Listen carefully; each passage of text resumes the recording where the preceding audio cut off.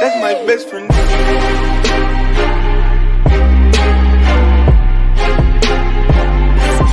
That's my best friend. What's up, everybody? It's your boy Dave Mo Flips. You already know what it is. Just hanging out in the office that my girl made for me. I love this place so much.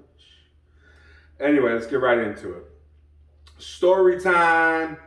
So, this is kind of a little warning. It's just one of the things that I've seen around being around dealers, okay? It's a COPART story. So, COPART is all the rage right now. It's gaining traction, starting to leak over into IAI, and eventually you guys will find out about Mannheim's TRA sale.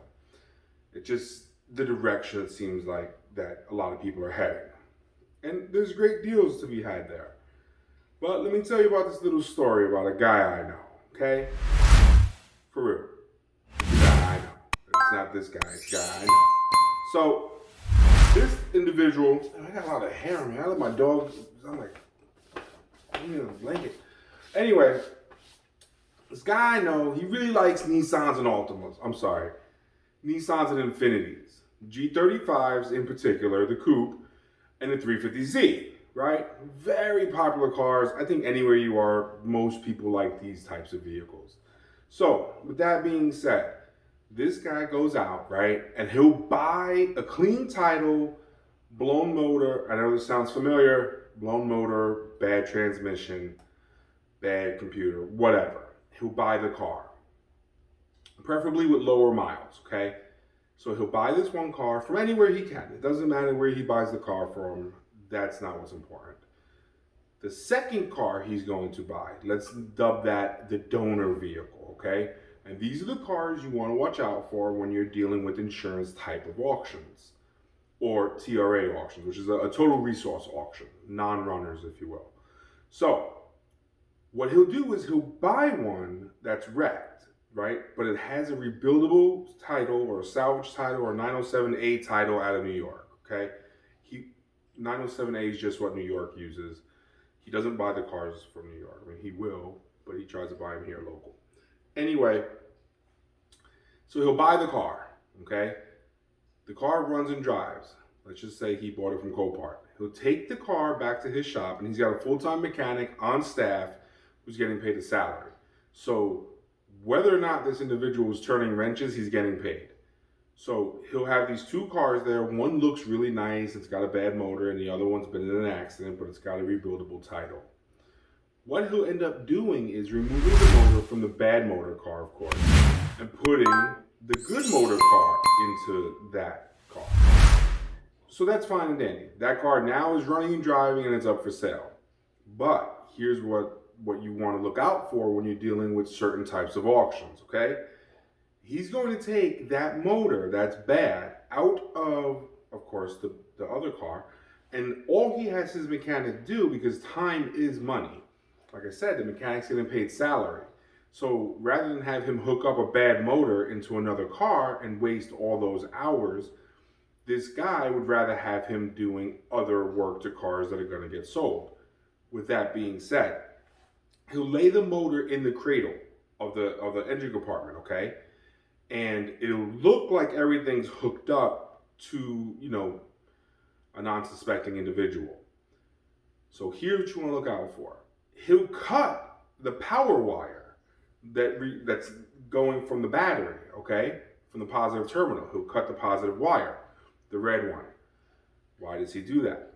In Florida, I'm sure other states, if you're in a car accident, the firefighters will get there and they'll cut the wire so there's no power running to the rest of the vehicle.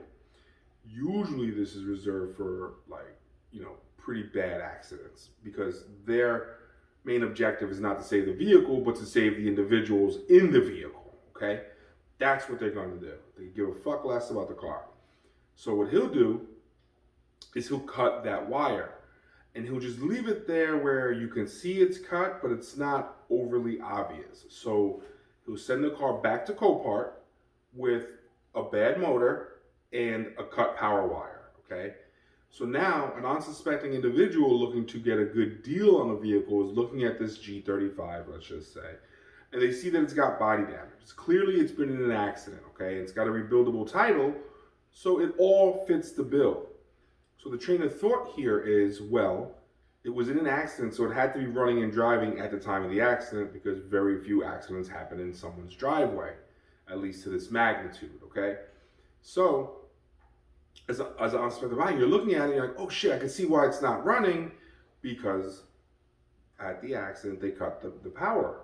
And if you do the Google search on it, I'm sure you Google, car accident, cut power wire, you'll get some sort of, safety thing where they're cutting the wires. BMWs, for instance, in the trunk, if you get in, I think theirs is called like an inertia switch, or Ford has them in like the passenger wheel wells. A lot of times when these cars are in accidents, they have a safety switch which at least shuts off the fuel pump, okay? And then you'll have to replace it. If you don't know that, you'll chase your tail for days and days and days trying to figure it out. Anyway, so he'll sell the car at COPART. He'll put his reserve more than what he bought it for. The idea here is sell the car so he gets the engine for free. Does that make sense to you? He wants to make enough money so that when he sells the car back to the auction, it'll at least cover what he spent on the car the first time.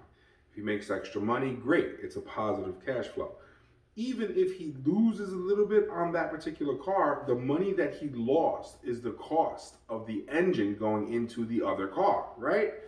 So if he knows he's going to save say the motor is $1,500, all right, for just the engine. You're going to spend $1,500 on just the engine, and now you have nothing left but the motor to go into the car. So you're spending $1,500.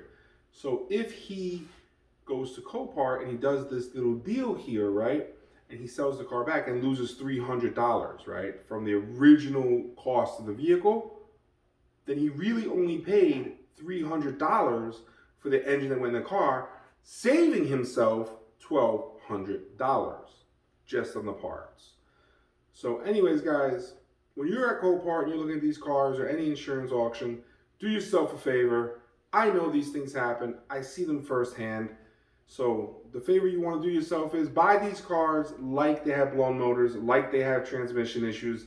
And this way, when you're factoring that into your dollar amount that you want to sell it for, if you end up with a good one and you put that wire back together and that car runs and drives, obviously that didn't come from my buddy, and it runs and drives, you just made that extra money on the back end because you don't have to spend it repairing the engine or the transmission.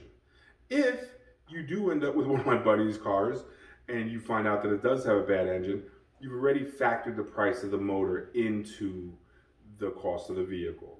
If you could stick to that rule when buying those types of cars, you should be okay, for the most part.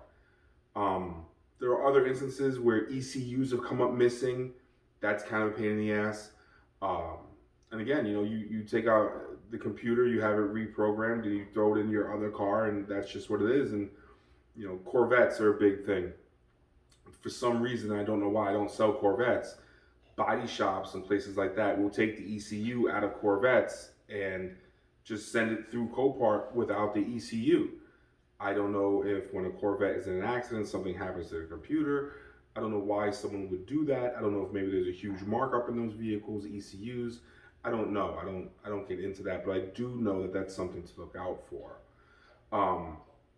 And again, just be careful, buyer beware. Because remember, you're either a dealer and you're familiar with most of these things, or you're not a dealer and you're swimming with sharks. Keep in mind, I said this from the beginning, car dealers are in this to make money. And if someone else gets screwed, that's a car dealer, that just happens. If you're an unfortunate person who's not a car dealer and you get screwed and you're looking to get a car for yourself, that sucks. And that's never the intention. Guys, as always, thank you so much. Take care of yourselves. Stay safe, stay healthy. I'm getting out of here. I need a Monster, and that's what I need right now, a Monster. Yeah, later. That's my best friend.